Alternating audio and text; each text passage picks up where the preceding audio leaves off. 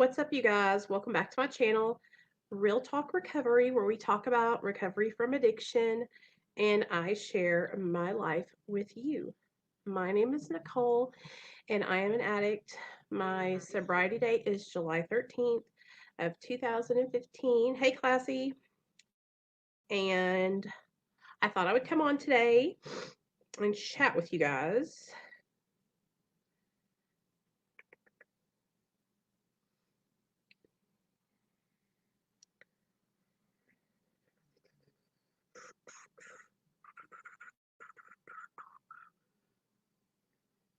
Oh, girl.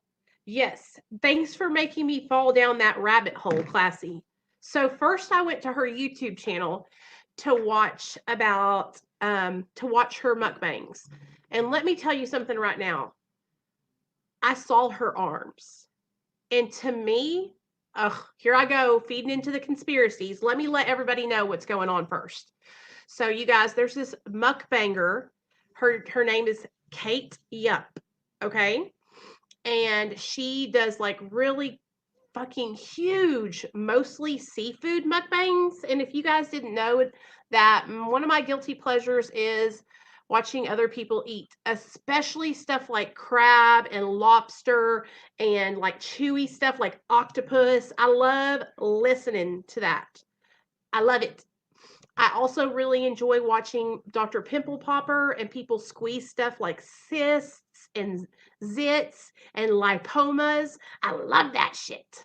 So, her arms, I noticed that all the bruises are on the inside of her arms. So, you know me, being an addict, I'm like, is this girl an IV drug addict? Is she like going on binges, shooting dope for like days and days and days, methamphetamine, and not eating, and then being like so hungry and then taping a mukbang? So,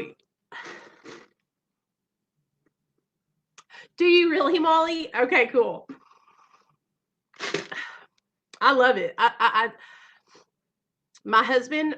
Okay, I'm gonna put you guys on to some cool people that I watch that do mukbangs. Okay, so I also have. I'm not a feeder or anything, so y'all don't think I'm weird, but I also have a fascination with watching women that are really, really fat.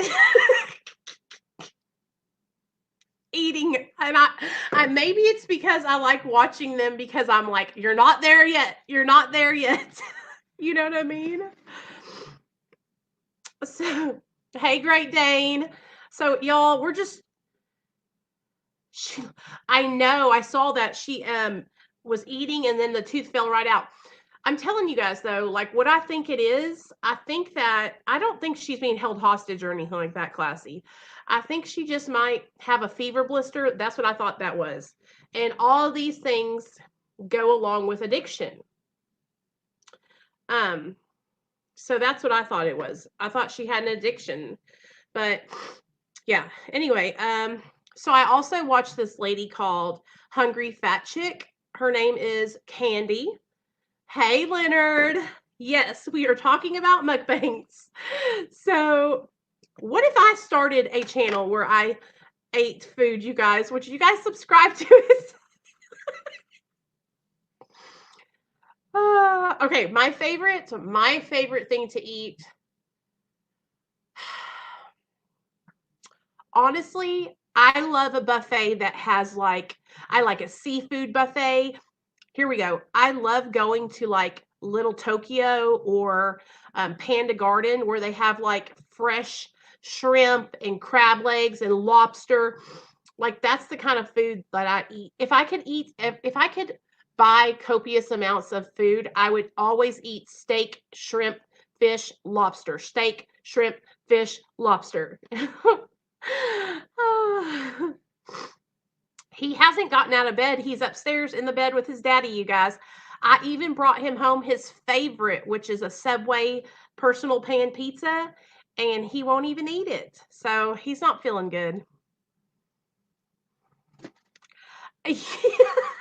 We can call the channel. It can still be Bingeaholics Anonymous. It'll just be where we eat. Great Dane says, no. Fat girl fall. Hey, Bella. Hey, Amy. Hey, Crystal. Hey, Jax. Okay, I'm so glad you guys are all in here. So I didn't know what we could talk about. And honestly, I crack myself up sometimes. I just can't even think. I'm like, girl, you are on the internet talking about fucking stuff in your face on mukbangs. What has my world come to? And then this is what my husband said, because I even told him, I said, well, they make a lot of money. They get like hundreds and thousands of views off these mukbangs. And he goes, well, that's all fine and good. But if you're stuck in your house, fat as fuck, and can't leave, then what's the point of making all that money if you're just eating yourself into an early grave? So he's got a point. Happy birthday, girl. I love you. So I guess he's kind of right. But anyways, let me show you guys some of the channels that I really like. Okay. Last night I didn't go to bed until 2 o'clock in the morning because Peyton, hold on. What am I doing here? Welcome to Peytonville. Nationwide helps protect everything you see in your brand. Nationwide is on your side. Mrs. Hoffman's dream of retiring to I guess if I lower it, I won't get copyright.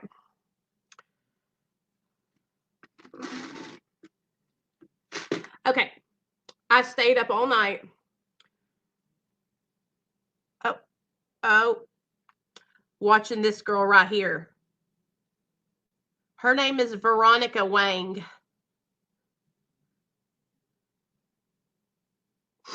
So I like watching her. Then let me think.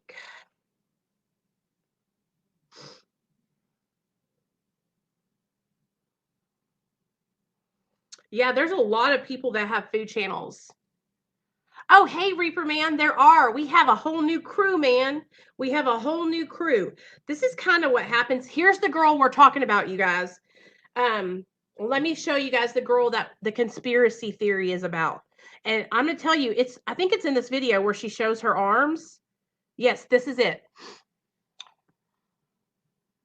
Look at her arm where that black thing is on. Look at the corner of her arm where it bends if she shows it again. You'll be able to see the bruises. She doesn't show her face. Now, half of the goodness is hearing the sounds, but you guys, I'm not going to turn it up because I don't want to get copyright.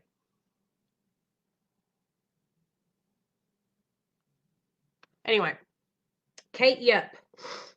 Then I also found this other guy. His name is,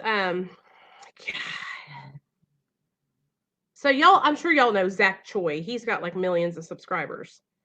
I also watch, I can't help it. I watch Foodie Beauty. I do. Only she's kind of crazy.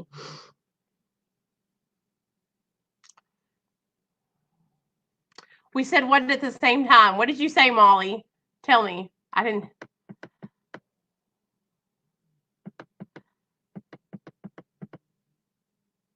Yes, Molly, that's what we were talking about. We're talking about that conspiracy about her. I think it's because I think she has an addiction. I don't know why she. I love hearing the sounds like that.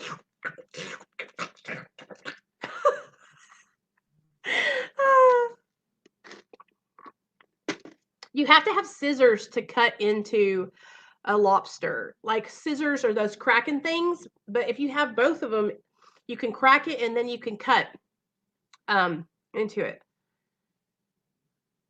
Oh yeah, I've heard of her. That's who we were talking about right before you came in, I think. So, okay, so that's what I've been doing with my free time, watching mukbangs, okay? Then this is what happens to me. Thank God I don't have any food in my refrigerator. I need to go shopping, y'all. I didn't go grocery shopping today. I'll be watching these mukbangs in the middle of the night, and then I'll come down and I'll open my refrigerator, and there's like 1 carrot in there. And I'm like, never mind. Oh, yes. I know that. Me too. And then what about those boba bubbles? Those bubbles that like pop in your mouth? Oh, that is so cool. Hey, Reaper Man, I've been doing good. How about you, baby? How are you and Dragon Lady doing? I've been staying on the right track, you guys. Hey, Callie. Okay, so let me fill you in on some stuff that's been going on with my channel, you guys. So you know how I was like really happy because I was like, my videos, they're being monetized. Let me show y'all something. Do you know the videos that I put up just the other day that were the Tales of a Chronic Relapser videos? I like those videos were, that was important to me because that's like important stories. Fucking YouTube demonetized both of those. Hold on, can you see? See those two dollar signs? See the green one down there where it says, hey, that means it's monetized. That one where it says 198 and that yellow one, that means it's not.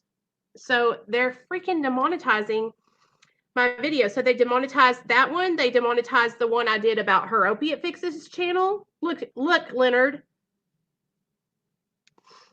Pisses me off, dude. Kayla's video they demonetized. Look at that.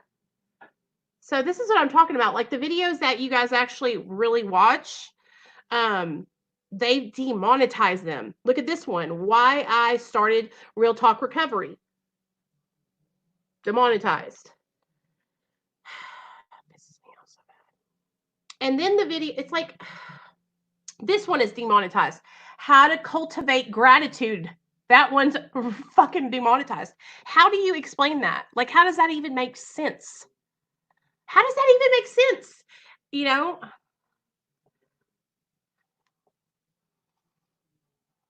I know, that's what it is, Crystal, because those videos had the word relapse in the title. And one of them had overdose in the title, and the other one had recovery in the title. And what I've noticed is that when those words, addiction, recovery, relapse, overdose, are in the title, it's automatic demonetization. Okay? So what I'm going to have to start doing is putting asterisks where the vowels are at. So that way it'll be like Tales of a CHR asterisk N asterisk C, you know, and then I'll just do it like that. So that way you guys will be able to read it. But see, even when I hey me myself, even when I'm trying to like make pre-recorded videos for you guys, because real talk, you guys, these live streams that I'm doing right now, like this is a throwaway. Like there's nothing happens. I don't get anything from it. The importance of your channel on YouTube, the internet and the law will catch up. You're right, Great Dane. And it doesn't matter because but my goal is I would be lying, you guys, if I didn't tell you that one day I don't want to be able to make money off my channel, because I do. I would love to be able to do that, you know, because it would make my life easier. It would take a lot of the stress off my husband because I would be able to contribute more financially, not only from my regular job, but from this channel, you know, and so I would be lying to you if I didn't really want to do that. Hey, you guys, I want to tell you something. The guy that I was telling y'all about yesterday who lost his sister to an overdose, he's in the comment section right now. He just said hi to everybody. His name is myself. His name is Richard, but his screen name is myself. And so if any of you guys are able to help with anything, like any donation will help, $1, 50 cents, $5, $10. I'm going to link, hold on. I'm going to link my PayPal in the description. And you're probably saying, why are you linking your PayPal? Because here's the thing. You send it to me, and then I'm going to put it into my account, and then I'm going to send it to the funeral home, because Mr. Richard has given me the funeral home's name and address so I can connect with them. So it's not any kind of scam. It's not me trying to get over on anybody. Like, here you go. Just in case, if you guys want to help out, you can send it to my PayPal and I'll send it to him. Okay.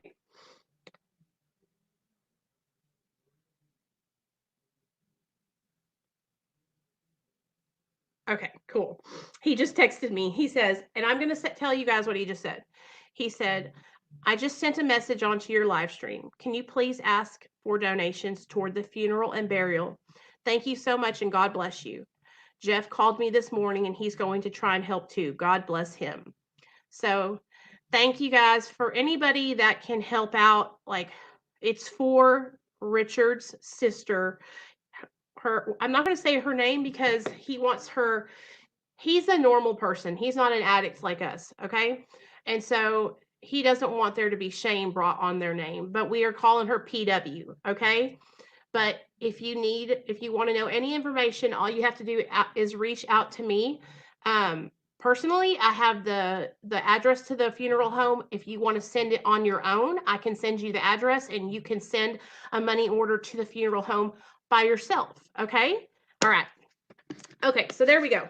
In fact, I'll put the address in the comment section right now for those of you guys that might want to help out and you don't want to send it directly to me, because I understand. Believe me, with all the people on YouTube that are doing stuff. Okay, I understand. Hold on, I'm going to put it right here. WW.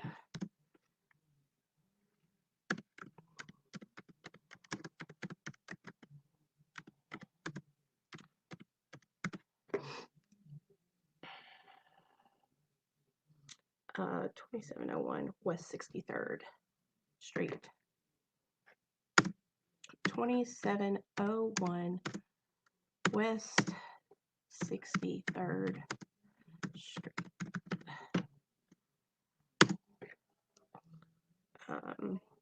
Chicago, Illinois.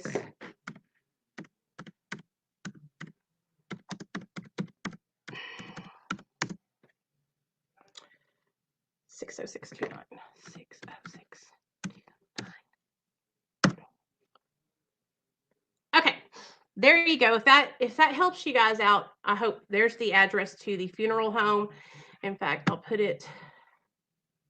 There you go. Okay, so for any of you guys that want to help out, you can send a money order directly to this funeral home number and funeral home address. Who's calling me? Hold on. Hey, what are you doing?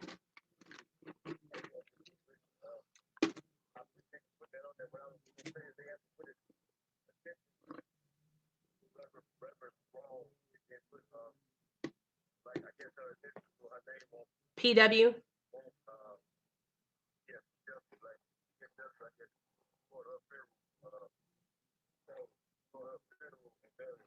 Okay.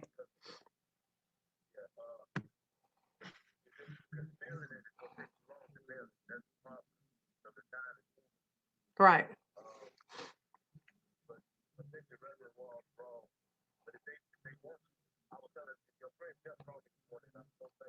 Uh-huh.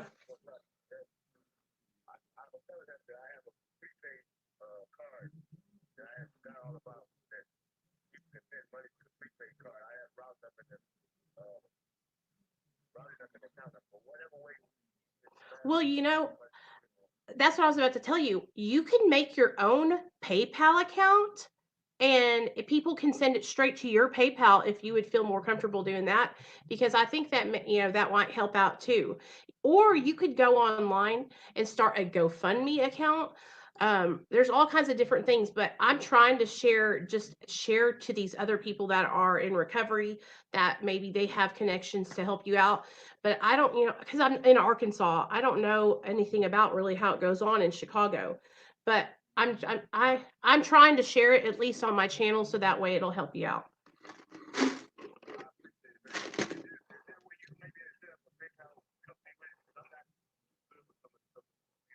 Yeah.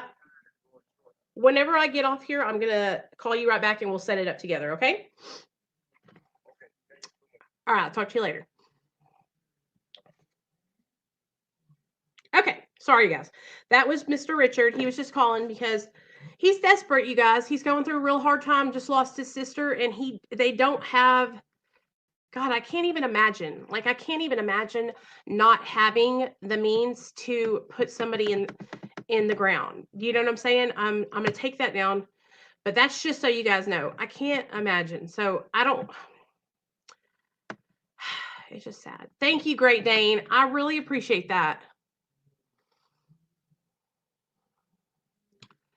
Hey, Shannon. What's up, everybody? Hey, Sabitha. What are you doing, girl? Hey, Sabitha. I wanted to tell you that you look so much more beautiful without makeup. Aw, I didn't realize you said that. Thanks, man.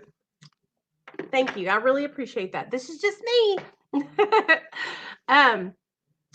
I did my skincare last night, and I have to tell you guys, Cindy Briggs, my best friend, she sent me a huge box of skincare and makeup. And see, the way me and Cindy operate is she has an addiction to ordering stuff online, and then it comes to her house and she never uses it. So I'm like the little sister she never wanted. And so when she doesn't use her stuff, she sends it on to me. And then whatever I can't use, I send it on to the next person. So that's what we've been doing.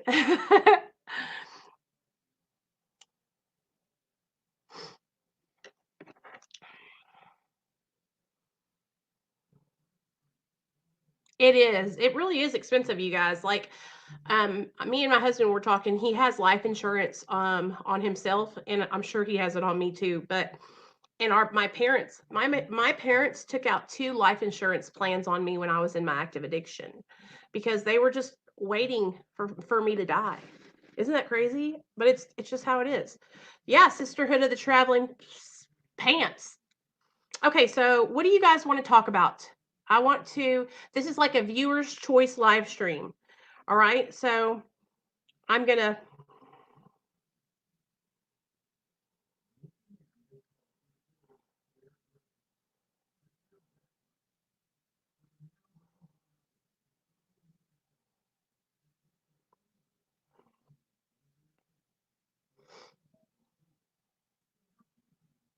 Are y'all hold on? Are y'all saying no? Y'all aren't saying shit. What do you guys want to talk about? I'm asking y'all a question. There's 19 of y'all in here. I want to hear what you guys want me to talk about.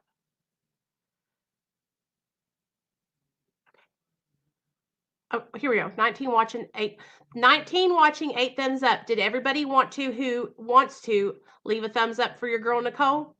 Do you have to pay up front for funerals in the US? Here in Ireland, they give you months to pay it and they will set up a payment plan, etc. I don't know. I've never had to pay for a funeral, but I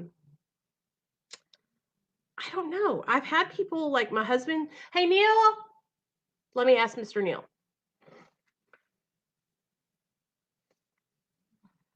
I'm just here along for the ride today. Okay, I sent you a couple dollars for him. Thanks, Reaper Man. I'll send it over to him right away. Thank you so much. Thank you. I see it just popped up. So shout out Reaper Man, you guys. Appreciate you, Ben. I'm gonna send it over to him. Thank you, Scarecrow. Love you. Having to replace old habits when holidays and birthdays come around, fighting old ideas, having nightmares and obsessive thoughts. I'm good, Nicole. Thanks. Had a bit of a weird day. Someone won't believe that my profile is not me. It's a doll. He tells me I'm a really goth. Oh, God. Oh, mercy, girl. Have any of you gone from methadone to Suboxone? And how many days did you have to be off methadone to switch over? Good question, Megan. Okay, so I want to refer you to a video of a friend of mine that I had that jumped from methadone to Suboxone. You might already know his channel. Life. Oh God, his name is Lewis, and he has a channel. Him and his boyfriend. We had to pay $8,000 down and the rest in payments. Yes, there you go. I figured it was up front because when my father-in-law passed away, we had to pay up front. Thank you so much. Yeah, Margie says the funeral has to be paid up front. Yeah, we love you, me, myself. We're all praying for you. We're all praying for you, okay? Hey, fam. Hey, Christy. Okay, so I saw Missa. She wants to talk about having nightmares. Let me first answer Megan's question about transferring from methadone to Suboxone. Okay, So what I'm assuming, just being just being a layman, not being a doctor, I'm assuming that when you're going from methadone to Suboxone, that you need to be in withdrawal. Okay, yes, Megan, you have to be off of methadone long enough for methadone to clear your system and for withdrawal to begin. Because when you are getting on Suboxone, if you still have opiates, methadone, heroin, fentanyl, anything like that in your system, and you get on Suboxone, it can send you into something called precipitated withdrawal, which will make you sick AF. Okay? So, what you need to do, Megan, listen up, is you need to see if you can't get your clinic to refer you into detox for 3 or 4 days, and then sit in the detox, and when you come out you'll be in withdrawal and you can go straight into the Suboxone doctor. Thank you so much, Christy. We appreciate it, and I know that he appreciates it too. All you have to do is either send it to my PayPal, or you can reach out to the funeral home themselves, and it's Reverend. Let me see. I have the paperwork right here.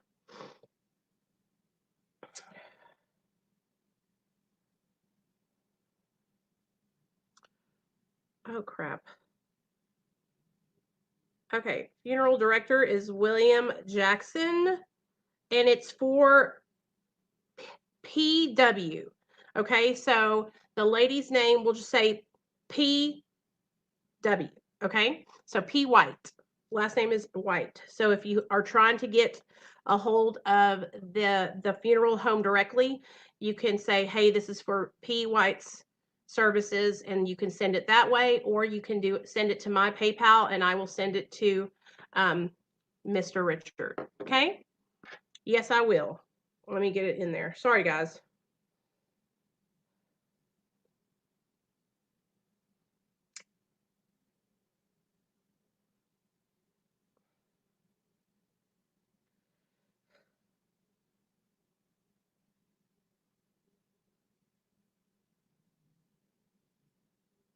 Oh God, come on now. My damn clipboard's not letting me put it in there. Damn it. Okay. Come on now. Okay.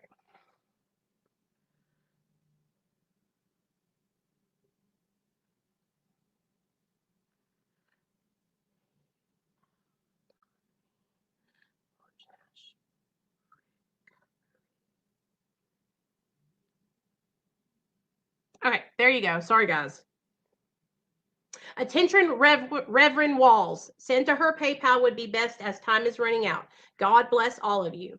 Okay, so did you hear what I was telling you, Megan? There's my PayPal link, you guys, and you can send it right over to me, and I promise I'll get it right over to him. And right after we get done with this live stream, whatever we raise, I will show you guys here on the screen. Okay, so we have total transparency. All right.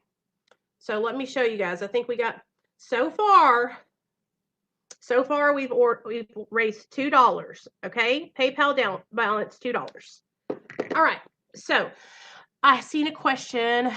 When opiates are in your system and you take Suboxone or Subutex, it makes all withdrawal symptoms hit like a truck almost immediately. Yeah,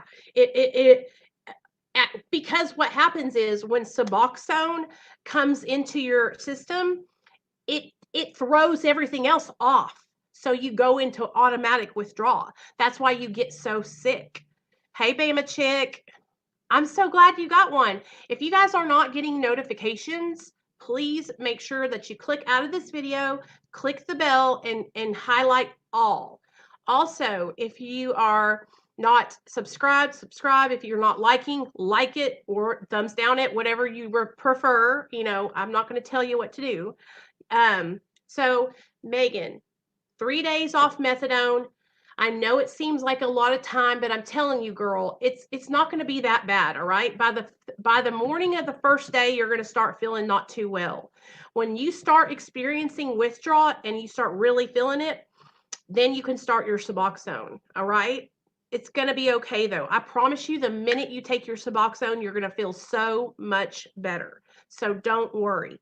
And if you need support, come into the Discord. Is Merc in here, or yeah, Ryan, will you link the Discord so that way if Megan wants to, she can join Discord, and that way when she's transferring from methadone to Suboxone, she can come join in with us and we can help support her in that changeover, because that is it's a hard thing to do. You know, it's uncomfortable. That's the thing about us, you guys. Like us drug addicts, the reason why we use drugs for so long is because we didn't like to be uncomfortable. You know, and it's not that we're wimps or we can't handle it. It's just that we don't know how to cope with discomfort. You know, well, you're not going to get it as long as you make sure that you're in withdrawal. You know, I do not take your Suboxone any earlier than the third day. Like I would wait until halfway through the third day before I dosed a Suboxone, because it takes about 3 days for methadone to get out of your system, you know? I know they are, Margie. I know. They've unsubscribed me from some channels. I'll tell you this much. Also, like they don't, I make videos every day. All right. So I know that like they're just not, they don't push my channel. That's okay though, because the people who need to find us will find us, God willing. And I'm working, you know, I've been working with some really good content creators like Big Lance, who his channel's growing really quickly. So hopefully he'll help me out a little bit and have me on his channel. And that way I get that exposure to his audience and vice versa.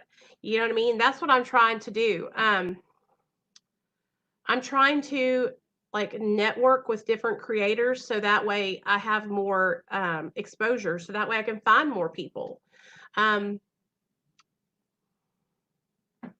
they really? Well, I didn't lose very many, thank God, because I didn't notice. I'm going to tell you this much right now, y'all. We're almost to 2,800 subscribers. So you guys have been kicking ass and taking names. All right. I'm just like, y'all have been sharing my videos because people are coming over. People are coming over and they're saying like, I'm subscribing because so-and-so, or,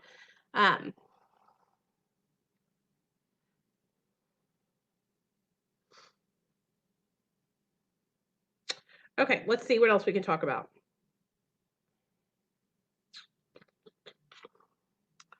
Both my parents threw life out the window for dog food, but I've never touched the shit and won't. Just wanted to drop in and tell y'all to keep applying pressure to that addiction and don't give up. Hey, Wilders, what's up? Dog food is heroin for those of you guys that don't know that. I think that's what they call it up north. That's hardcore. So are they still alive or did they pass away from their addictions? And I'm glad that you didn't touch it, because I'm telling you, man, I have met people who had families that were active in their addiction, and they said they would never ever be like their parents. In fact, Jeff from the recovery, his mom was an addict, and he used to see her getting loaded all the time, and he actually overdosed when he was 4 years old by accident because he took some of her medicine. And he always said he would never become an addict, and he ended up becoming an addict. So, you know, it's as long as you never try, you guys, you're never going to get high and you're never going to get hooked, as long as you stay away from it and never pick up. But if you ever pick up, then that's what's going to happen, especially with opiates, heroin. It takes your life right away. And before you know it, you're addicted and you can't get out of there. Isn't it cool, Margie? I love it too. I love it. You know, I go to a lot of different people's live streams and I go hang out and try to like be positive and uplifting. And I'm noticing that there has been a shift in, I'm noticing there's more channels that are promoting positivity and recovery and wellness and helping others. And I think that's really cool, because when I first started my channel, there was really just so many negative, drama-related, chaotic, just hateful channels that were, just dedicated to hating on other people. And so I'm really, really happy to see people making a difference. Yeah, that's Bama Chick. She comes around. She gets around. I have an idea for a conversation. What films do you think portray addiction the most realistically? Oh, that is a good question. Okay. So have you guys ever seen the movie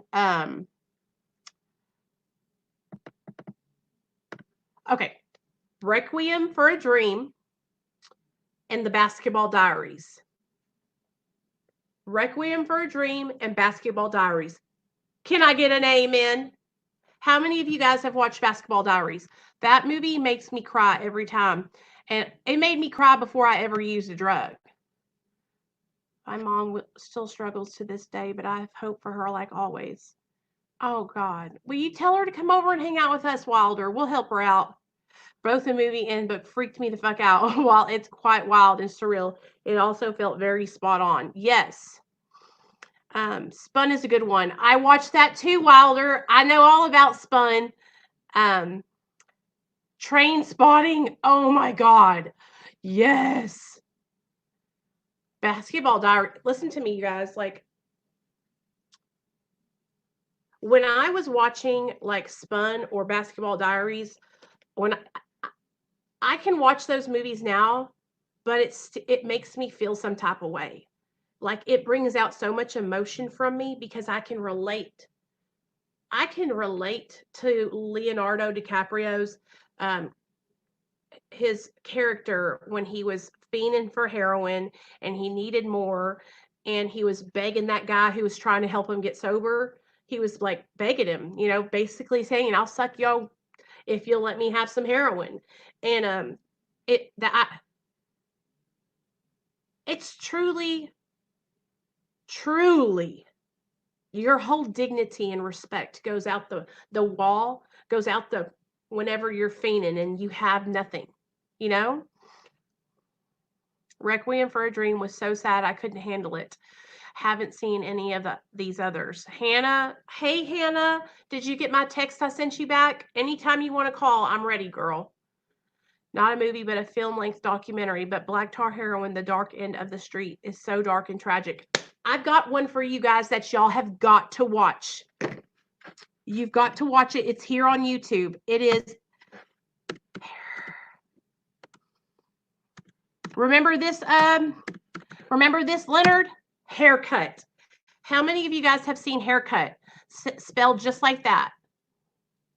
Thank you, Christy.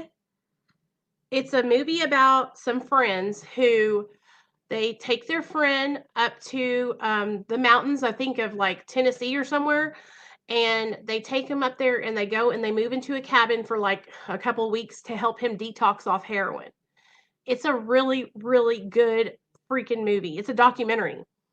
You have, Bama, because remember I found it last year when I first started my channel, and we all watched it. Like, I came on my channel and I was like, y'all have got to watch this movie. I want you guys to go over and follow. If you haven't followed Real Talk Recovery on Instagram, come over and follow me so that way I can talk to you guys in the DMs. Okay? Okay. Anyway, let me look it up. It's really good. Yeah, here it is. This is the channel that it's on. Real Life Films. It's really, really good, you guys. Like, you'll really, really like it. I saw it. Didn't he end up dying? Yes. Yes, Cindy. Yes, you remember. Cindy was around when I found it. The Evil Dead remake has an addiction side plot that was pretty good. Makes you question what's going on, but I wouldn't consider it an addiction movie by any means. Okay, so I have to ask you guys a question. Hey, Jill. How you doing, baby girl? What do you guys think about the whole idea behind the government, like, basically getting all of us hooked on drugs? Do you guys believe that? Now, for me, I think that, hey Leonard, you remember that movie? I knew you would. I think that, I feel like the government, you know, back in the crack days, remember when all that shit was going down? I feel like every so many years they kind of create this epidemic to kind of like, and this might sound very insensitive, but it's how I feel. I feel like it's like a survival of the fittest. And they're trying to wipe out people that are basically struggling, people that they can't, that are not going to take care of themselves, people that are not self-sufficient, like addicts, like us. All right. So they send out they produce these drugs, and then they overprescribe these drugs, and then people end up dying by the masses. Okay, there's y'all agree, right? So just like in urban areas like the hood and the ghetto, back when crack was around, that was a way for the government to try and extinguish those areas. Hey, Sean. I think that the government is a part of it, for real. Yes. And now, was the government a part of me becoming a drug addict? No. No. Your girl was getting high in high school, and I was you know what I'm saying? Like, I wasn't an addict who got addicted because I was prescribed pain pills from a doctor. Did I get a prescription from a doctor? Yes, I did. But my addiction started long before I ever took my first pain pill.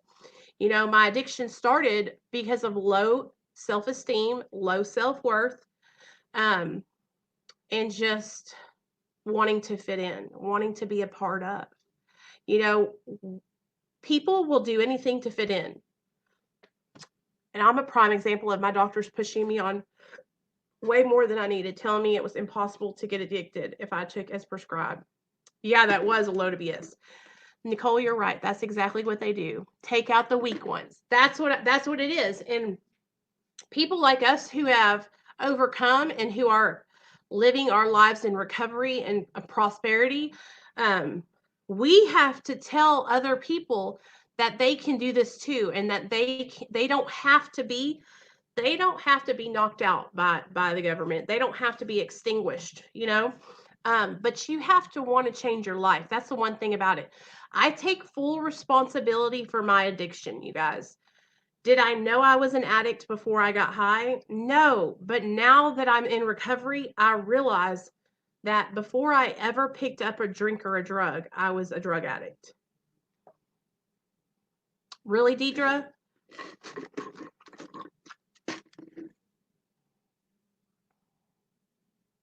See, Tony?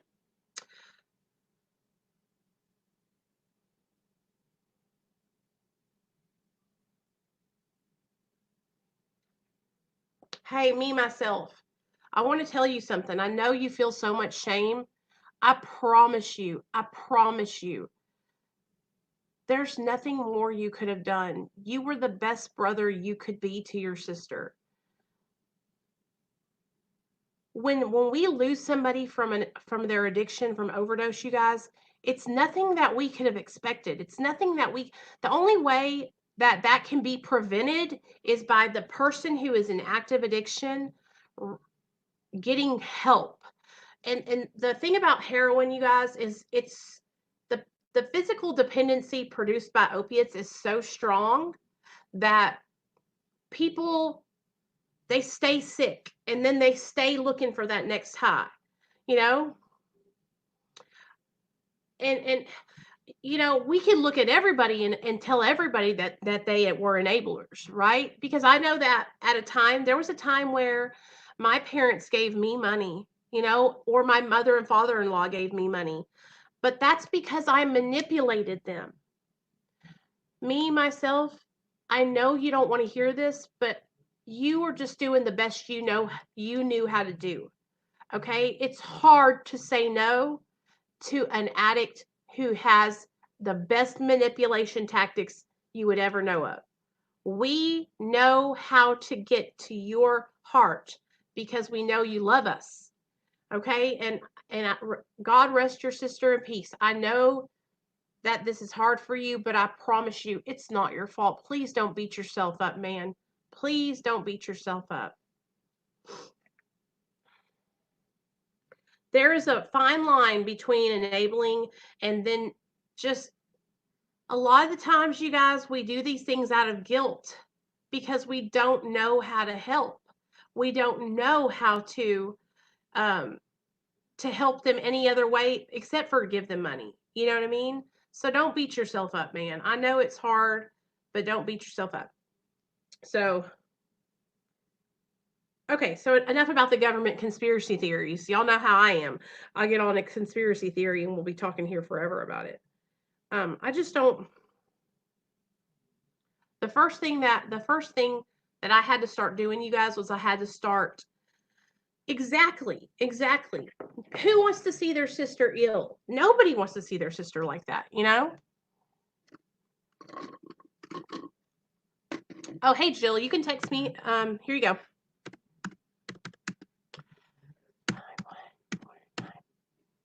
There you go.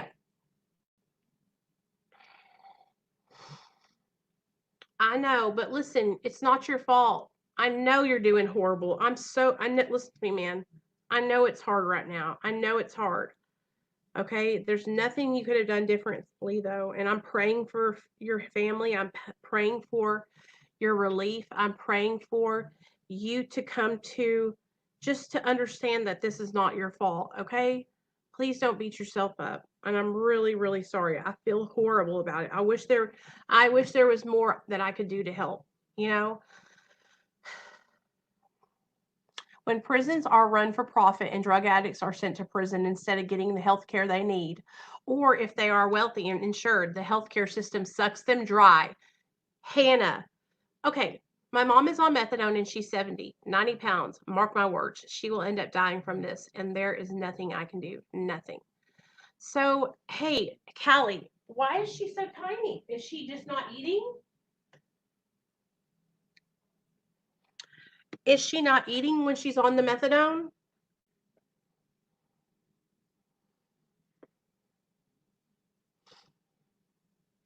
So, one of my subscribers had commented the other day, and they wanted to know if Dr. B would make a video on rehabs that hunt addicts. I'll read the comment. It was from Green Eyed Cat, I think. Could you ask Dr. B to address the problems involved when encountering an addict hunter style rehab? So, do you guys know what an addict hunter style rehab is?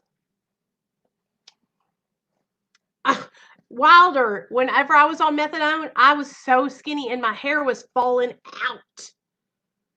out. Hey, Dr. Phil, what are you doing? Merry Christmas. My hair was falling out and I was probably like, here, I'll show y'all a picture. Yes, that's why I worry about you guys. When you guys reach out to me and you're struggling and you're in active addiction, that's why I always tell you guys, like, call me. I'll help you do the research. We'll find you a good place. It's hands in both of those industries. I would say, yes, there is government corruption involved, not to mention what's going on overseas. It's sad the systems that should be helping addicts are creating the problem. Right. Seen the hair loss as well. It came out in chunks.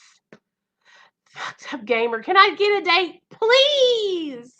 No, I'm married, babe. I've gained so much weight on methadone. I think it turns after a while. I'm struggling pretty bad right now. Through my first 6 months of sobriety, I have ever gotten down the drain. What did you relapse on, Jill? It's okay, girl. Don't be. Listen to me. Okay, so you relapsed. Okay, so you relapsed and you're not sober, right? Are you sober now, or did you just throw it away for a second? Now you're coming back. Let's get the facts. Thank you, Leonard. Okay, let me show.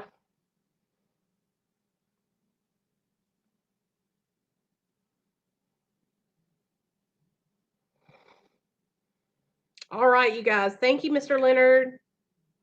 Okay, you guys. So far we're at. Okay.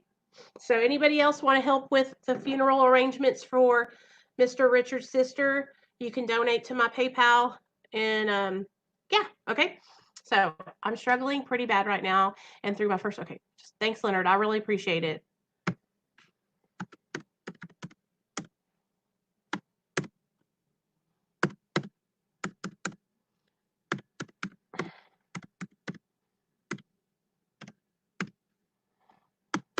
Mm.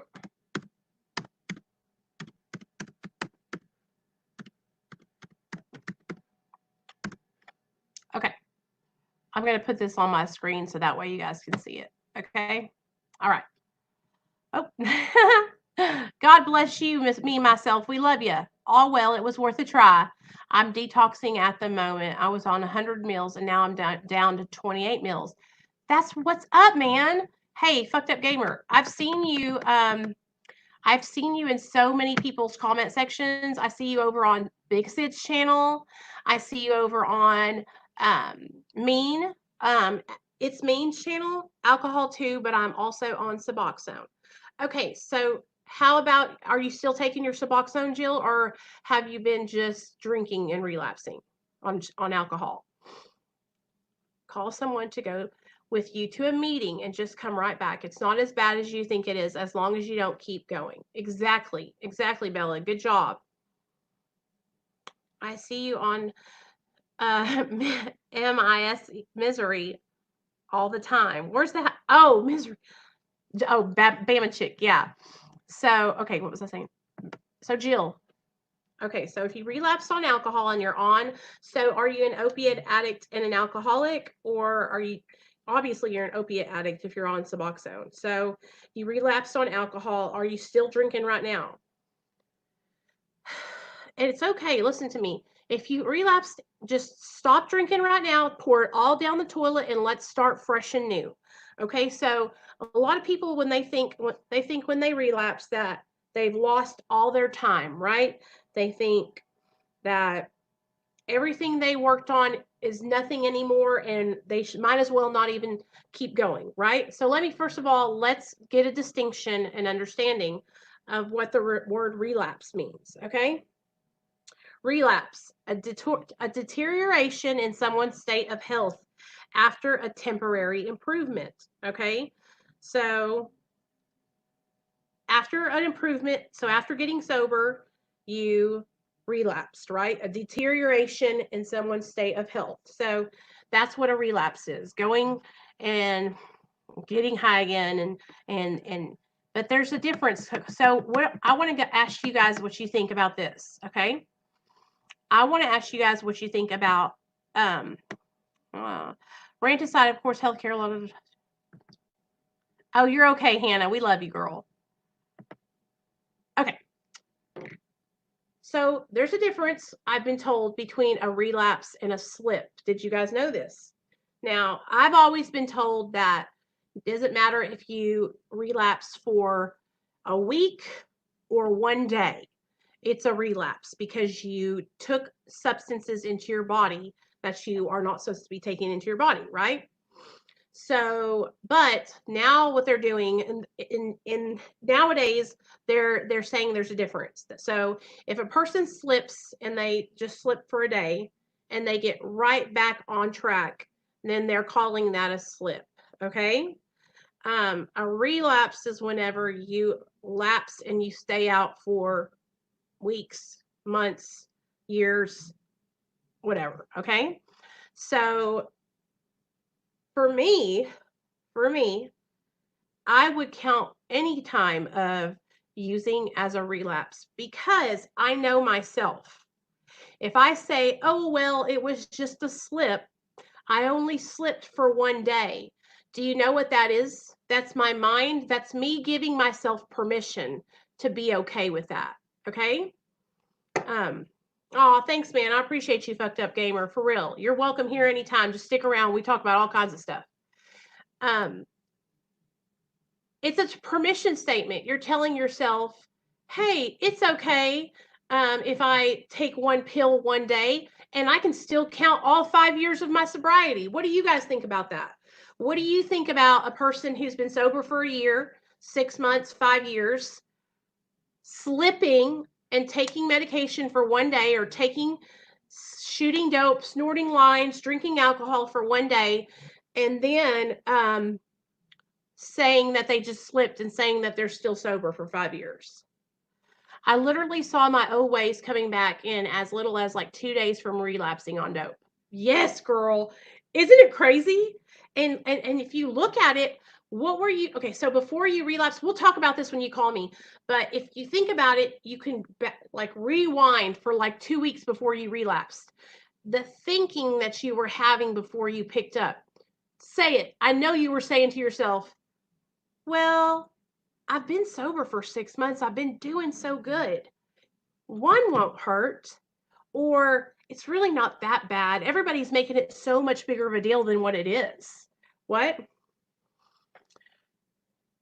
That's what that's what I think, Bella. And here's the thing. I think it's important for us to be honest with ourselves. Getting high for a day or a week, it doesn't matter. You got high. Okay, come right back and get back on track.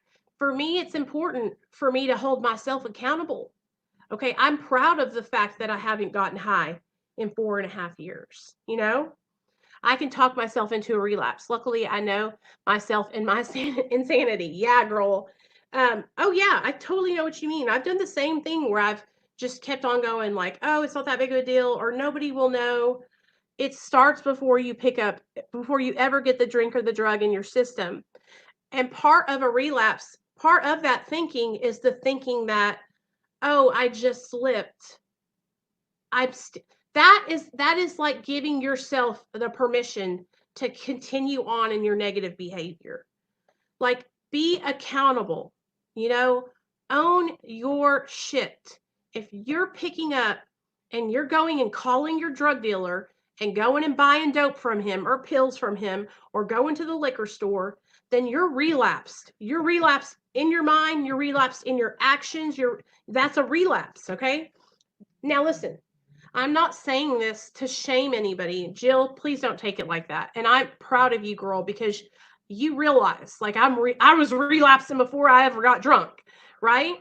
I had just graduated from my court probation program.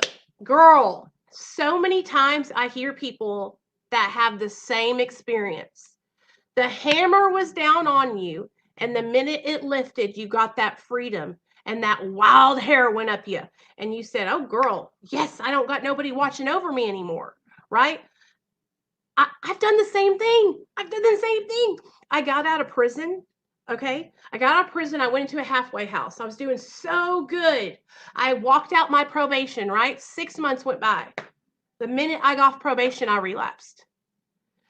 Tony says, I recently nearly relapsed, but the first time I actually reached out and told Nicole and the community, and I was able to prevent it with the group's help. Reaching out is the best thing. It really, really is, you guys. The best thing to do is to reach out, tell on your disease, okay? I'm a master manipulator, all right? That's why I can see manipulation in other people, okay? That's why. Okay. Sorry, I was getting hot. You guys.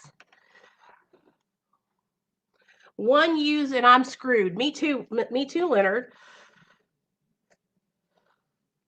Is Prop 36 like where they make you go to treatment, girl? And to be honest, I struggled with it for like 2 weeks before I got high. I was obsessing over it in my head, that and wanting to pick up my old Xanax script again the minute I got off probation. Obsession. That's how the disease works, Jill. Okay, so if you guys ever come to Monday nights at my channel, you'll know that on Monday nights we talk about the step work, okay? Step 1, step 2, step 3, the big book, all right? In the big book of Alcoholics Anonymous, it talks about the disease process, okay? How our disease works, all right? So the way it works, for those of you guys that don't know, get a pen and a pencil so you can write this down, okay? The way it works is, okay, it's like a circle, all right? So you draw yourself a circle, okay? That's a shitty circle. Okay, so at the top of the circle, all right? The top of the circle, it goes like this. So trigger. So you write trigger. at the top of the circle. All right. And we're going to go from right to left. Okay. Yeah, we're going to go to the right like a clock. So we got our trigger. So you're hanging out. Let's say it's Jill. Okay, Jill. Jill's at the house and she knows she just got off probation, right? She knows it's coming up. Probation's coming up. I'm fixing to get off. I've been doing so good. So she's triggered by the idea of being free again. And then what comes next? The thought, that damn thought. So it goes trigger, thought. So write down thought right next to that. Okay, so let's think about what Jill was thinking about when that happened. The thought entered Jill's mind that she could go get her Xanax prescription. She has one sitting at the pharmacy from 6 months ago that she never got filled. And she knows that she can get it filled now. Okay, so once that thought popped into her mind, then guess what else she starts doing? She starts obsessing. So let's write next to thought, obsession, all right? Obsession, obsessing over how, when, why, where, and what she's going to do with those Xanaxes when she gets the Xanaxes. Okay? So we got trigger, thought, obsession. A lot of my counselors, therapists, teachers in treatment, they would tell me, if you're in that point where you're obsessing, it's really hard to pull yourself back from that point where you're obsessing. It's like you're going forward. All right. It's almost impossible, they say, if you're in obsession mode, to turn away from that. Okay. Trigger, thought, obsession. So the next step after obsession is use. So you pick up. Okay, you get high. All right, so you get high. And once you get high, so did you guys know that you cannot crave a drug or alcohol unless you have taken it into your body? So when people say, I'm having cravings, or I'm craving a pickle, no, you're thinking about a pickle or you're thinking about drugs. The only way your body craves a substance, a food, anything, is if you've taken it into your body that day. So after you use, that's when the cravings come on. All right. So then you write craving after use. Okay. Once those cravings come on, it's like you're going to start right back around again. So it goes trigger, thought, obsession, use, craving. Okay. Then the next step is you go on a spree. Okay. So you're just running the streets. You're going and getting all the dope you can get. Okay. And then the vicious cycle starts all over again. So what I write at the end is I write vicious cycle, and then I write an arrow going back over to trigger. Okay. So we got trigger, thought, obsession, use, craving, spree, vicious cycle, back to trigger. So it's like a circle, a circle. All right. And a lot of the times, you guys, part of getting sober is becoming aware. Okay. Is self-awareness. All right. So if you work hard and you start learning about your disease and you start learning about how to stay sober, how to cope with life on life's terms, going to therapy, doing your meetings, coming in here and hanging out with us, you did nothing wrong. If you haven't, thank you, Merck. Trigger, thought, obsession, use. Okay. If you come in and you hang out with us, these are things that you can do to build your recovery foundation. All right. Like you have to educate yourself on your disease. But part of the internal work that I've done, like with my sponsor and working through the steps, and this is things that you guys can do. You guys can do these things. Self-awareness is so important. Journaling, praying, taking time to meditate and think of things that you're grateful for each day. Okay, all these things that you practice will bring self-awareness into your life. And as you become more aware of yourself, you will be able to identify when you're triggered, when you're thinking, when you're obsessing. And if you can identify those three things right when they start, then you can prevent relapse. you can prevent going back out. But the reason we relapse is because why? Why do we relapse? If we know that we're triggered and we're thinking about getting high, why do we pick up? Okay. Do you guys know the answer? Why do we pick up? Why do we go out and get the drugs? I'll tell you why. Okay. The reason we pick up is because we take our lives into our own hands. We don't depend on a power greater than ourselves. And we think that we can handle this on our own. It's because we don't reach out for help. We don't tell anybody else. We keep the secret. So many times I have heard people share about relapsing, and they share that they called their drug dealer, or they went to their friend's house who had dope, or their back was hurting and they were depressed, all the different reasons why they relapse, AKA excuses to get high. And when they do it, they have all these reasons, right? But the thing that they never say they do was tell somebody that they wanted to get high. It's always this big secret that they're carrying around in their pocket. Do you understand, you guys? And that is debilitating. If you're trying to stay sober and you have the thought of using and you are keeping that a secret, you are doing yourself a disservice. All right? You're asking to get high. That's the problem, because you're depending on your own human power. Think about it. How many times have you succeeded in staying sober on your own?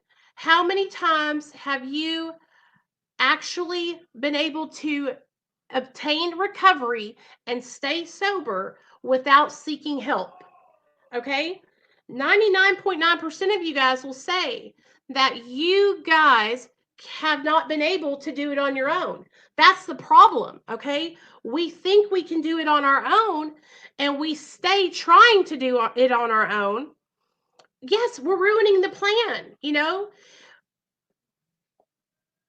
Well, yeah, that's when you know that you're just really wanting to use. Okay, now there's a difference between like struggling, thinking of a relapse, and then telling someone and getting help. But just like you said, Bella, if you really want to get high, that's when I'm telling you guys, this is all part of self-awareness. This is all part of learning and growing within yourself. Okay, that's when you have to say, I don't want to die. I want to live. I don't want. Do you want to relapse? Do you want to lose everything you've worked so hard for? You know what I'm saying? Like, that's when you have to start asking yourself these questions. If that's what you want to do and you keep on wanting to use, you guys, if that's what you want to do, you can keep doing that. That's fine. You know what I mean? Like, that's up to you. But that's where I get worried, because I don't want you to die. All right. I would rather be the ruining of your plan and helping you than for you to die. And I don't think a lot of people understand that that's what you're risking. You're risking your life for relapse. And until you realize that you're playing with fire and you're going to die, then you're going to keep relapsing. That's how serious this is, okay? Like, I think a lot of people, when they get sober and they relapse a lot, it's just, and I know this because I used to relapse all the time, you guys. I'm speaking from personal experience. It's because they're not ready to stay sober. They want to still use, I didn't know I even could manipulate others around me how I did in active addiction. When I realized it, I felt awful about it, but it took a long time to realize it. Me too, Ryan. I didn't realize it either. It took me years to realize the shitty shit that I did. And part of me realizing that was working through the 12 steps with my sponsor. It helped me to realize a lot about myself, because what your sponsor does is they help you see things in yourself that you normally wouldn't be able to see. Do you understand what I'm telling you? And that's right, Bella. Tony didn't really want to relapse, because if he did, he would have stayed quiet and he would have ran and done it. But he didn't really want to do that. He wants to stay sober. Do you see what I'm saying, you guys? Like, you can do this. You have to want it. Keep telling yourself how you want it and that you don't want to die. Okay, I want to read some stuff with you guys. I don't know if you guys have ever read this, okay? It's called The Doctor's Opinion, okay? And it's in the Big Book of Alcoholics Anonymous. And it's really important for you guys to hear. So listen up. The subject presented in this book seems to me to be of paramount importance. I say this after many years' experience as a medical director of one of the oldest hospitals. So they say, we doctors have realized for a long time that some form of moral psychology was of urgent importance to alcoholics, but its application presented difficulties beyond our conception. So after these doctors were trying to work with these alcoholics and help them get sober way back in the day in the 1930s, right? Bill W. was in the hospital and he was trying to get sober, and the doctors had given up on him. They were like, he's never going to get sober. He's going to die an alcoholic. Bill's friend Ebby and the doctor, Dr. Bob, came around and they were like, yo, Ebby had gotten sober, and the way he got sober was he found God, okay? And so Bill was like, wait a second, I'm not about all that God stuff. Like, what do you mean you found God? And that's when Ebby told him that it was a God of his own understanding, a God of his own conception, right? He didn't have to believe in the same thing that Ebby believed in, but he just needed to believe that Ebby believed that he could get sober, right? And so Ebby started working him through the steps, and he got sober, or he started working with him, sharing his story to him. They got sober, and then they created the 12 steps, right? But that's how they helped each other, was by sharing their experiences with each other. And so that's what the whole program really talks about a lot, is how the therapeutic value of one addict helping another addict, one alcoholic helping another alcoholic, and how much it helps to be able to share our experiences with each other. Do you know what I'm saying? So anyway, I hope that you guys know that I'll do anything I can to help any of y'all if you're struggling with your sobriety. Okay, if you're struggling, I know, right, Bella? It's awesome. If you're struggling staying sober, I will help you. I will help you become accountable. But I'm not going to bullshit you. Okay? I'm not going to baby you, pat your ass, act like it's not a big deal.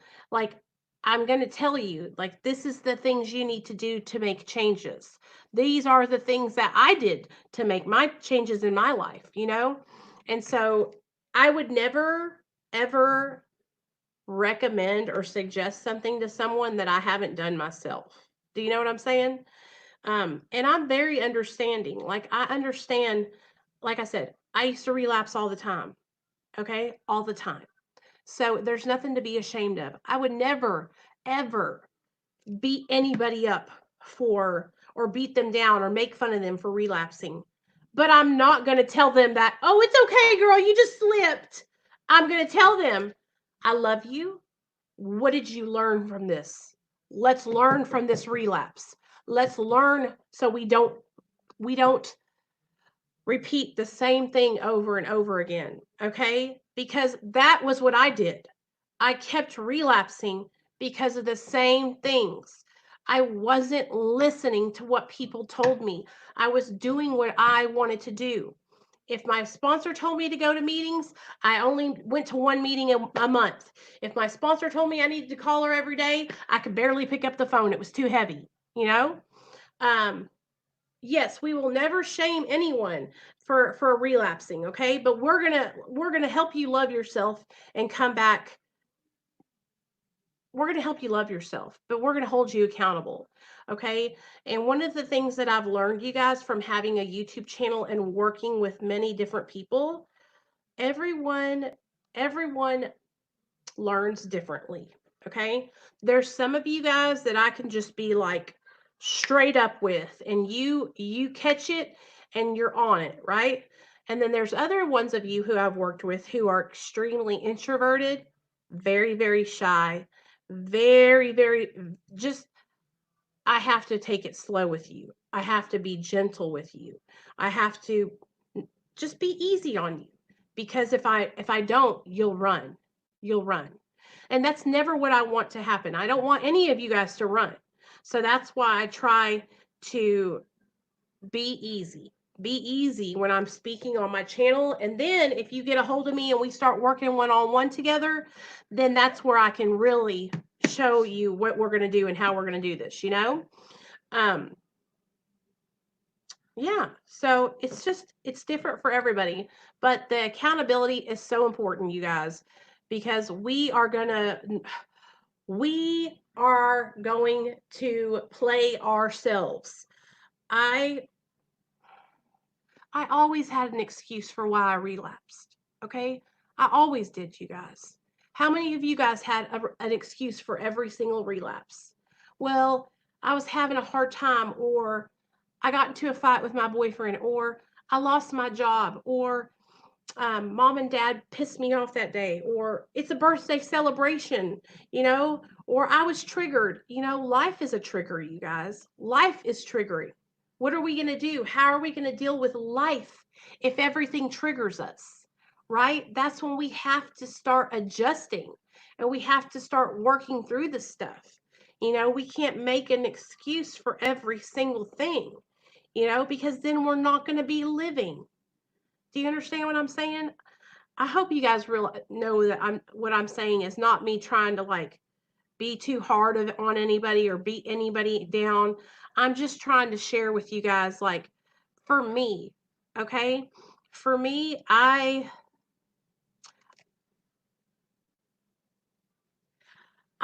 manipulated for a long time, okay? And I lied to myself for many, many years, and that is why I didn't get sober, okay?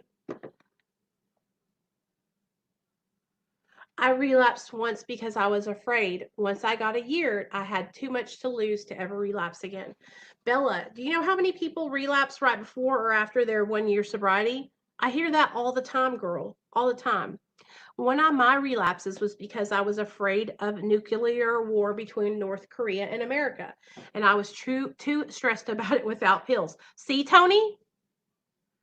Um, Tell me some other relapse excuses. I want to hear them, you guys. I want to hear them.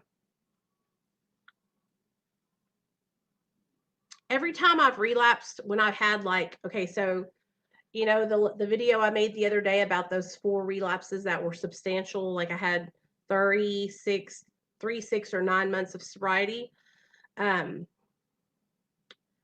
All those relapses started out with me giving myself permission, saying to myself in the back of my mind that nobody would know and that it would be okay, or I would run into one of my old friends and they would have dope or pills, and I would just kind of be like, I'll still hang out with them, and I wouldn't get up. I set myself up for it, you guys. I set myself up for relapse.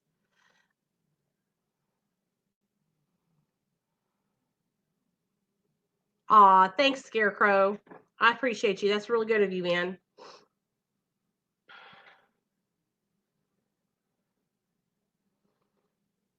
Hey, who's neuropathy guy? Welcome to the Discord. Sorry, guys. I'm looking in the Discord to see all you guys. I'm glad you guys are coming in and joining. I hope that it helps you guys with support. Nicole, I don't eat. I weigh 114 because I'd rather have the buzz. I know, Christy. And listen, see, I was the same way, girl. I was the same way. I wouldn't eat because I knew if I ate, then it would keep me from being able to feel my pills, especially when I was still taking pills orally. So I totally understand, girl. I totally understand.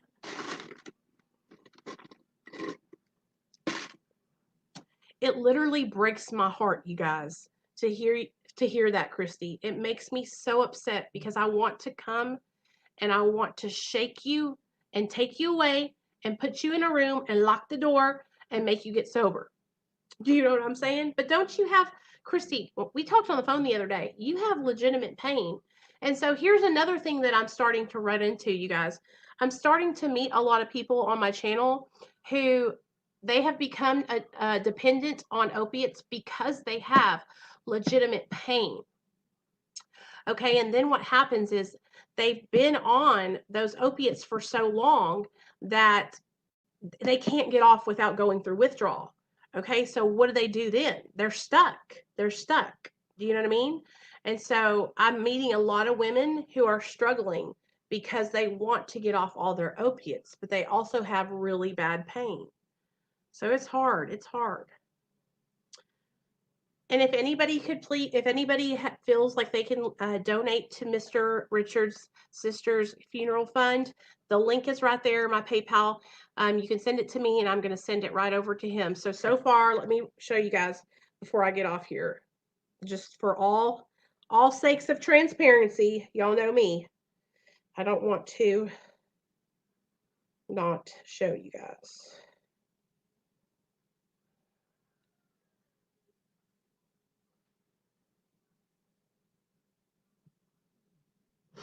And I'm fixing to make you a PayPal and transfer this right over to you, Richard, okay? Hey, Rose. I used to think people could just chalk the day off and just start again the next day. Sabbatha. Hey, Sabbatha. I really, listen to me. I see all your comments and I really appreciate how you go around and you greet everybody in the comment section of my videos. I see you, girl, and I really appreciate it. You're doing a great job. I really love seeing that. Yeah, that's what relapse is like. And here's also a thing, you guys, like but I want you to know, y'all, about relapsing and slipping, which whatever you want to call it, if you pick up after some time, don't get discouraged, okay? Don't beat yourself down.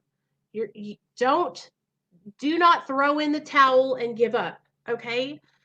Just get back up and try again. Never stop trying. Never stop fighting for your life. Because as long as you're using drugs and alcohol, you're going to die. It's just a matter of time. All right? You're going to die. Either sooner or later.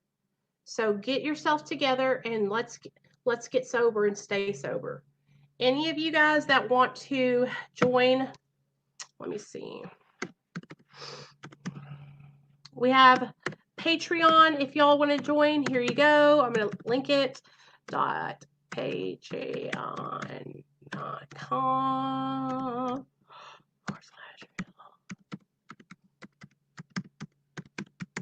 Okay. That way you can come hang out with me and the other people that are in there.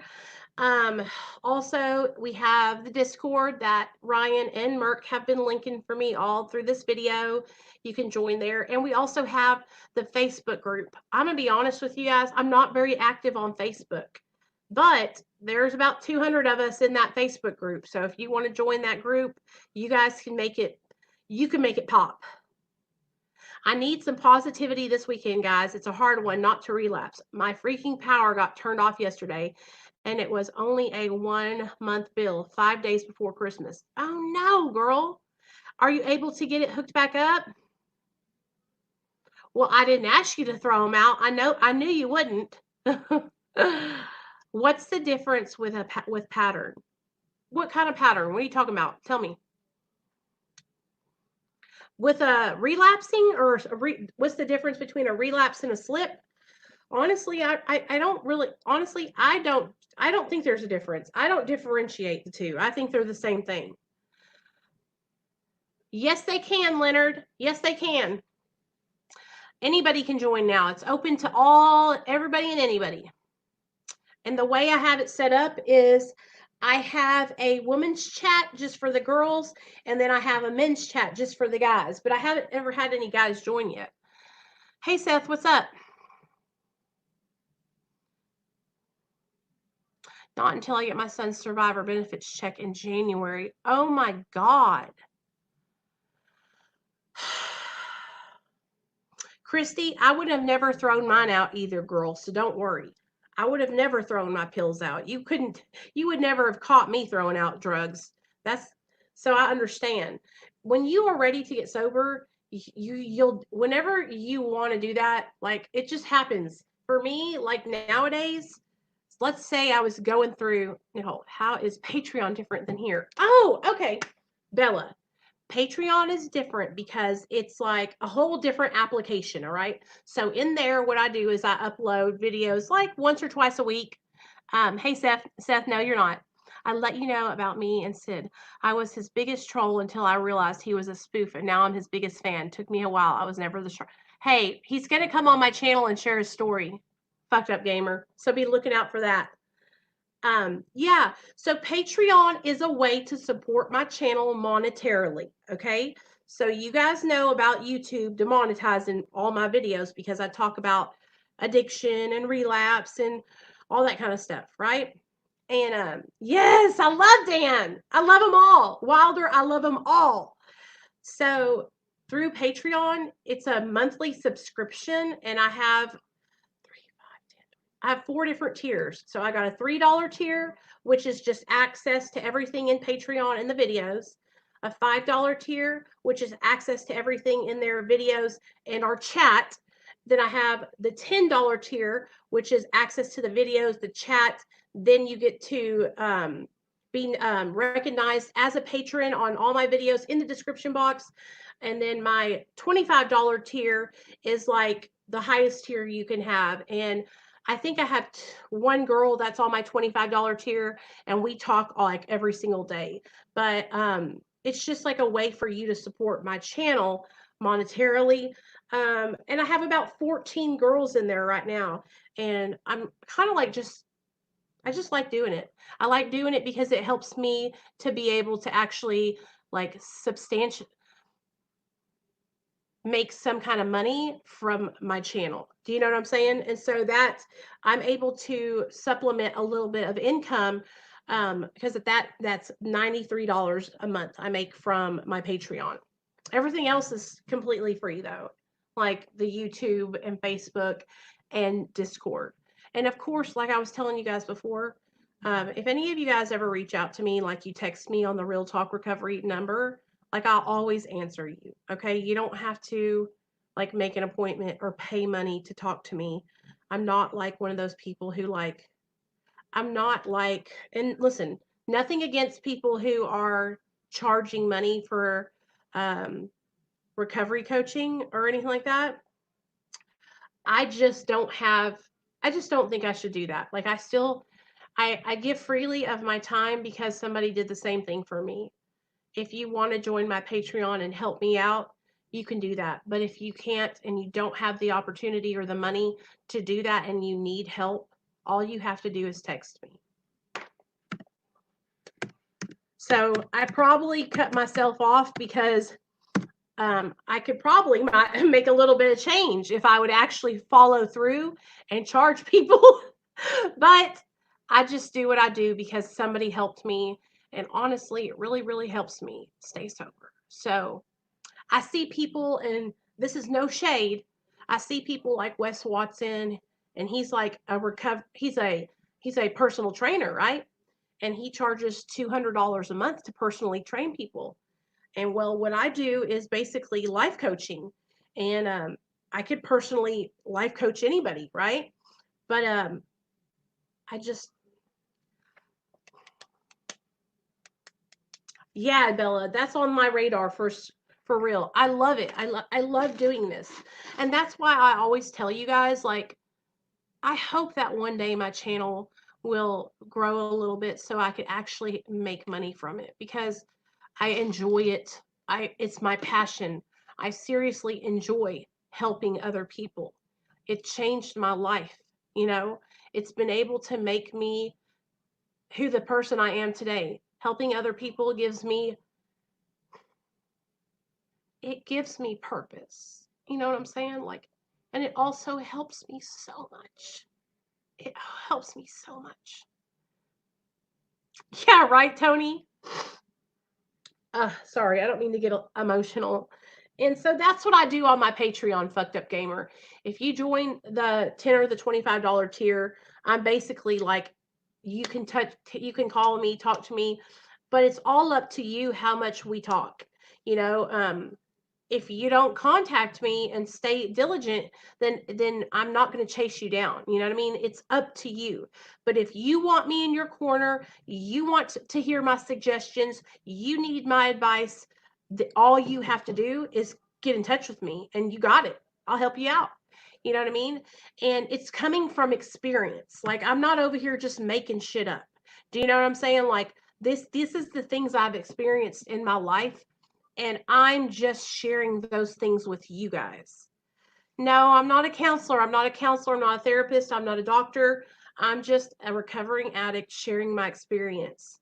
And I've really worked hard to learn everything I do know about addiction. I know, right? That's what a lot of people say, Bella. They say I wouldn't be able to talk as much as I do. So that's why, like, I encourage you guys. Hey, Thomas. Getting back on track starting today. Good. That's what I like to hear. Good job. I'm going to get some water. We're just chilling and talking. So if you guys are enjoying it, we'll stay on for a little bit longer.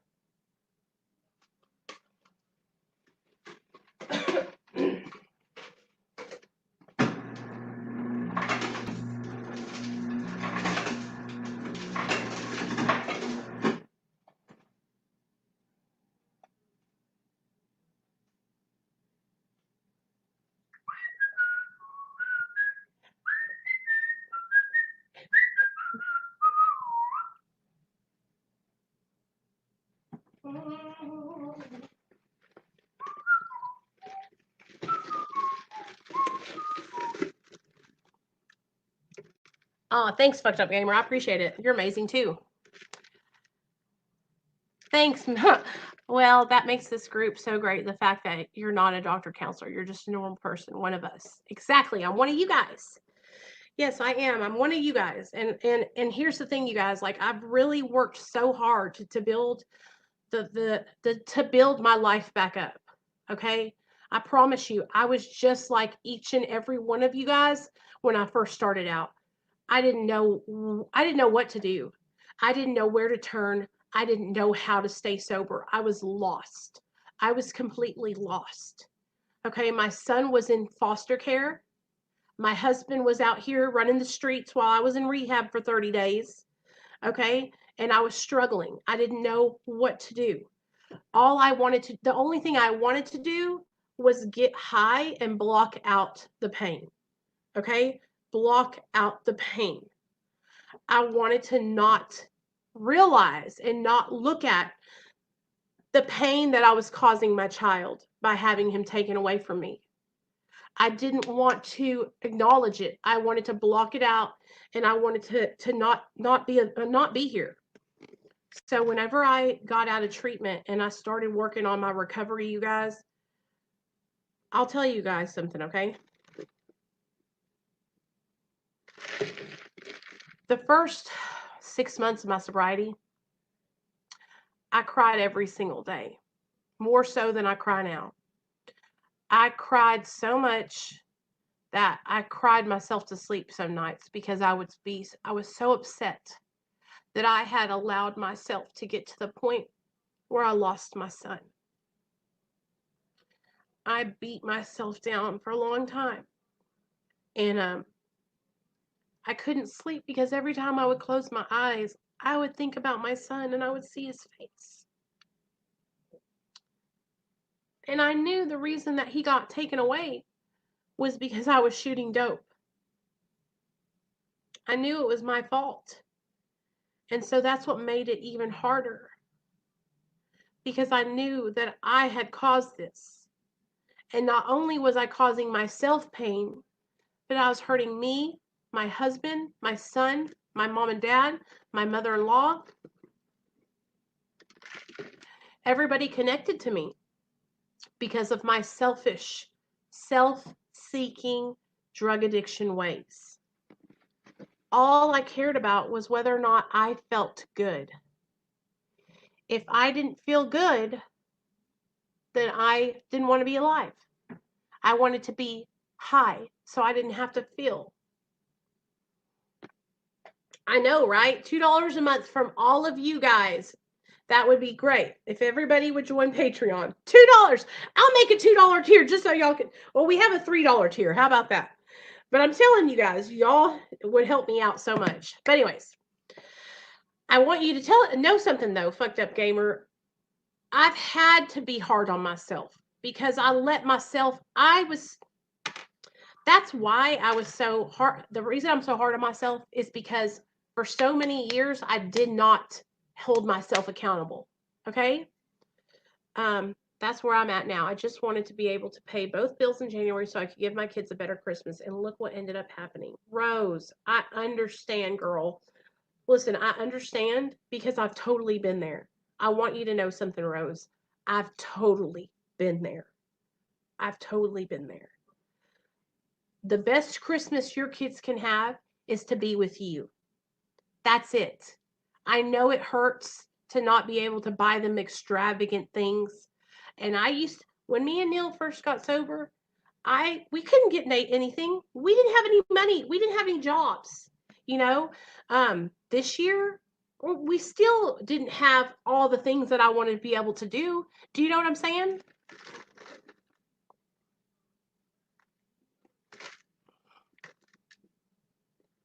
Oh, Ryan, thank you. I appreciate it. I know you will, babe. Don't worry about it. That's what I also want you guys to know. It's like only if you want to, only if you can. Like I never want to push anything on anybody because I know a lot of you guys are just like me. When you're first getting sober, your life is a mess. Okay? So just remember me. Remember me when you get your life together, okay? Nicole, do you think having CPS take Nate was ultimately a good thing? Because who knows how things would have been if Nate had seen you get high when he was older.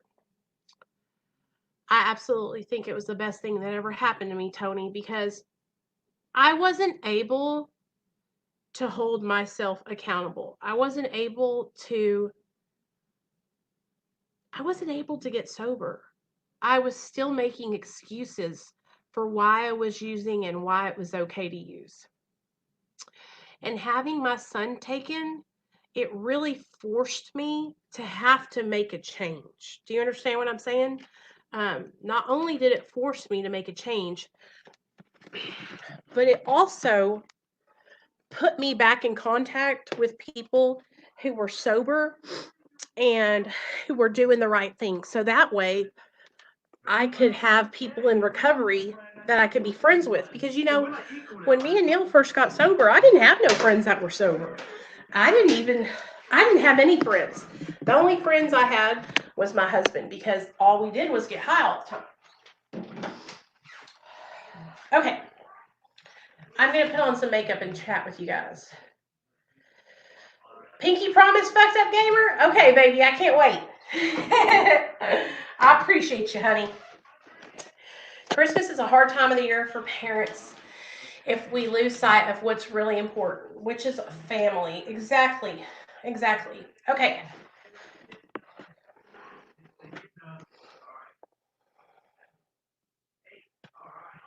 I do, Rose. I do. Girl, I know who you are. Rose has been with me for a long time, y'all. Huh, Rose? Okay, I'm gonna get some. This is all the stuff that was Cindy sent me. She sent me so much awesome stuff, you guys. I'm so excited. I can't wait to use it all. Okay. Daily brightening serum. Okay. Rose, I remember you, girl. Can you guys see me okay? Yeah, and Tony, like I had gotten so bad in my addiction. I'll tell you guys some stuff that whenever Nate was little, I was really bad in my active addiction, okay? And so he hadn't quite turned 1 yet. And I was taking him with me to my drug dealer's house. Hey, Rachel. that's why we have to be each other's friends, you know?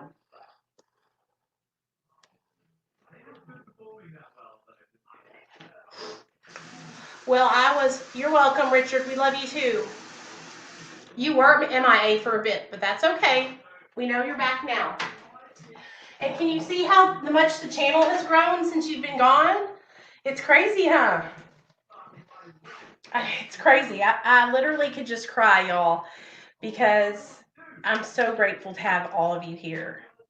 I really, really am so grateful to have you guys here.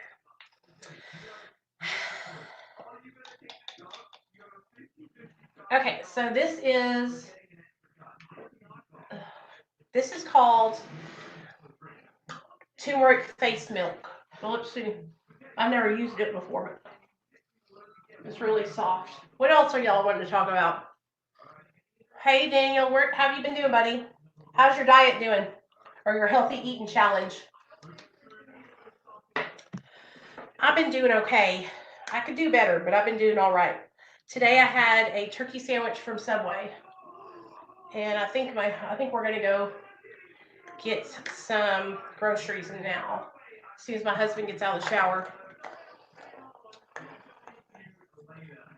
Yeah, girl, you have real friends here, Rachel. And that's how it's gonna be, you guys. I want y'all to realize something, that's what I started Real Talk Recovery for. Was so we could all support each other, you know? Because when I first got clean, you guys, I didn't feel comfortable going out and talking to people. I had real bad anxiety just socializing with people out in the real world because, well, I didn't know how to, you know? I love how many people have found you. It's about time. I know, right? I feel like it's been forever. I'm just glad that people are finding us because you guys have to understand something, okay? And I need y'all to understand this right now. You guys bring so much joy into my life. I love it.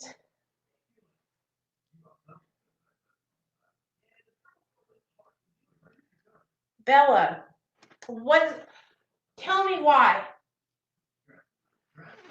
Why is life too painful? I want to hear.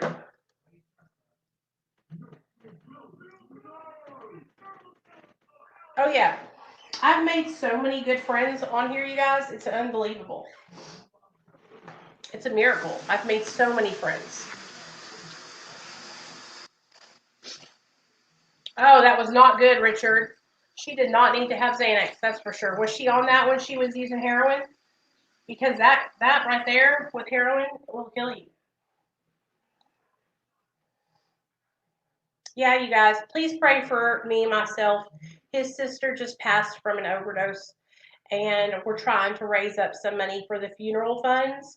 And if you didn't notice, that's my PayPal link right there on the screen. And if you feel led to donate, please donate. It will help so much.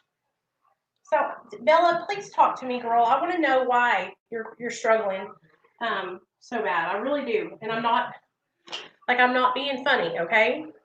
Because everyone in my family that I love died. Now my dad's cancer spread. Okay. I can totally understand that. Why? But listen to me, okay? That's the way life is. We live and we die. Okay? Now, how you handle that is what's going to make your life good or bad. Okay? Instead of handling it and being sad and depressed, okay, I want you to start celebrating your family's lives, okay? You need to carry on their memory, girl. Celebrate their lives instead of being sad about losing them. Think about all the time that you had with your family members, okay? Think about all the good times. You know what you should start doing, Bella? You should start writing daily journals, remembering all the good times you guys had. Okay? All the good times you guys had. Maybe even start writing in chronological order from the time you were a young girl until now. And you can write a whole story sharing about your loved ones.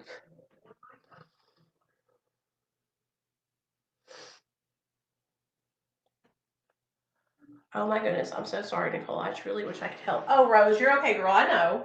Yeah, listen, you guys. I only if Rose, you need to pay your light bill, girl. So don't even worry. Well, this is only for people that can help. Okay. We all know that it's hard times right now. It's Christmas time, and that's why I try to tell people like I understand. Okay, I understand. I was just telling my husband I need a new bra because the wire of my bra came out.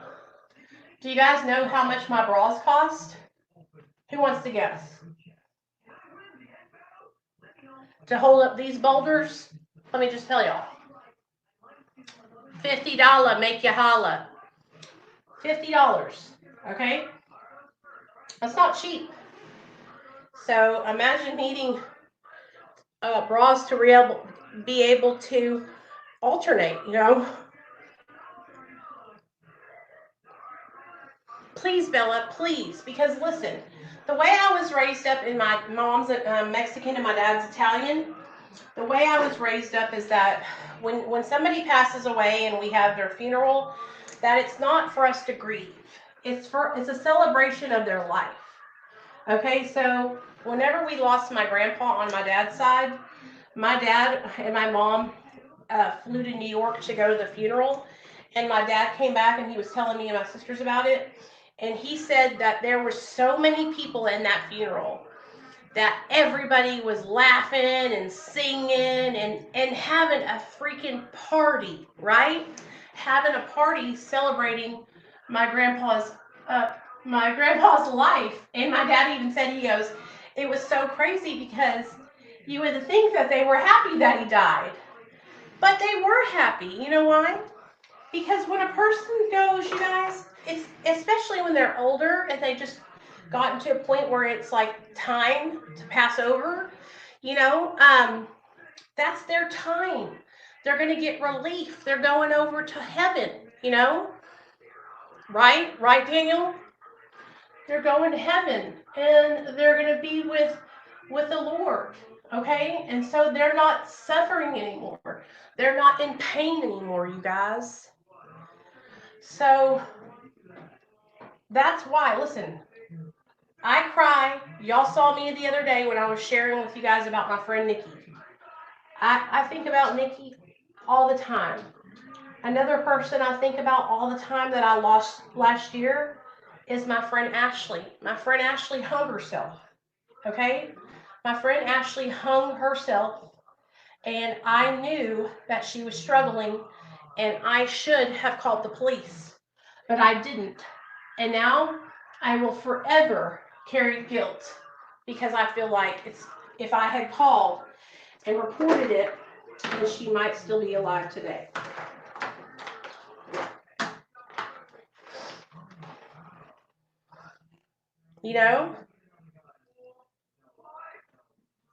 So I know it's hard, Bella. I really do know it's hard. But girl, you have your whole life ahead of you, sister. Okay? Do you have kids yet? Or are you planning on having any? Are you married? How old are you? I want to know all these things. I need to know.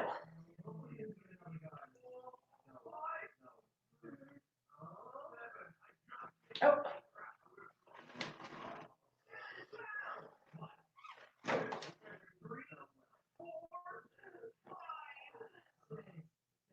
Just take your time though. Like, I'm not trying to act like, I know everything or anything like that, because I do know that grieving takes time. I just don't want you to say things, Bella, like I just can't go on. Okay? I don't like hearing you say that, because listen, all right? You can go on and you're going to go on. By saying, I can't go on, you are speaking that into the universe. You are manifesting that negativity in your life. I need you to stop doing that. I need you to start saying, I'm going to go on. I'm going to heal. I'm going to make it through this. Okay? You might not be healed right now. You might not even feel like you're close. But as long as you continue talking and saying, I don't want to go on, I want, then that's going to keep on keeping you in that negative headspace. This is what we have to do, Bella. We have to change that thinking, okay? Let's change it to, I'm going to make progress. I'm going to get better. I'm going to overcome this. Okay, girl? And listen to me. It's okay to have a good cry. It's okay to, let it all out. Cry, come in here, talk about it.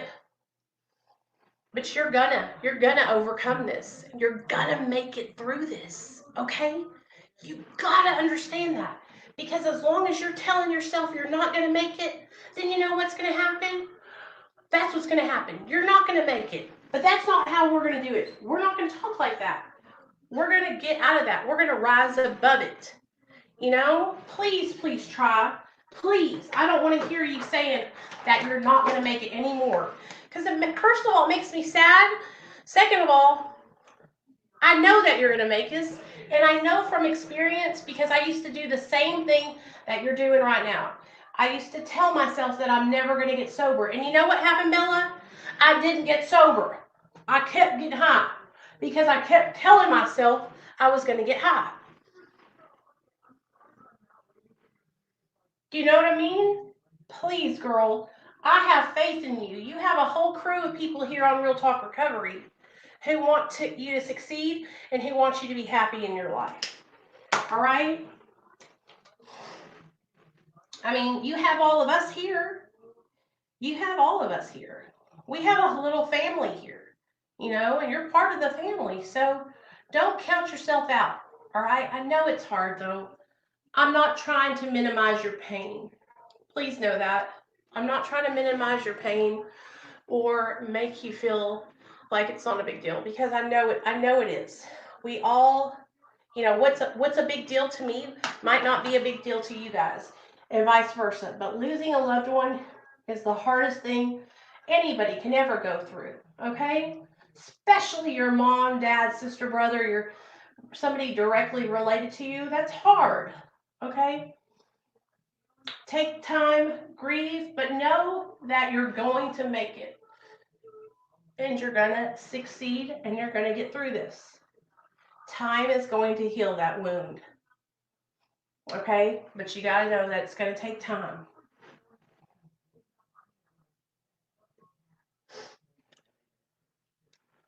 All right, you guys. Okay, I don't want to keep y'all hostage. We almost been on here for 2 hours. So I'm going to kick off here. I love you guys. I'll see you guys later on tonight at about 7:30. Okay? All right. I love you, Bella. Please text me.